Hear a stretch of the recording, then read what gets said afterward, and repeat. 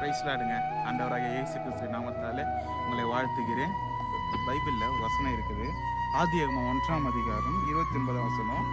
பின்பு தேவன் இந்த பூமியின் மேல் எங்கும் விதை தரும் சகலவித பூண்டுகளையும் விதை தரும் கனிமரங்களாகிய சகலவித விருட்சங்களையும் உங்களுக்கு கொடுத்தேன், அவைகள் உங்களுக்கு ஆகாரமா இருக்க கடவுது என்று ஆண்டவராகிய இயேசு கிறிஸ்து முதலாவது இந்த வானத்தையும் பூமியும் படைக்கும் பொழுது இதை எல்லாம் உனக்கு கொடுத்துருன்னு சொல்லியிருக்காரு. இப்போ கூட நாங்கள் அழகாக மிளகு செடி பக்கத்தில் தான் உட்காந்துட்டு இந்த வீடியோவை நாங்கள் உங்களுக்கு பதிவிடுறோம்.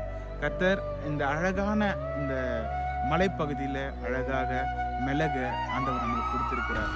அது ஒரு சுவையான ஒரு மசாலா ஐட்டம். கர்த்தர் அதை நம்மளுக்கு கொடுத்துருக்கிறார். இதை எல்லாம் நமக்கு எது கொடுத்துருக்காரு?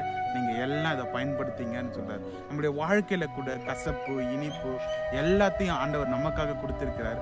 அதையெல்லாம் நம்ம பயன்படுத்தி ஆண்டவர்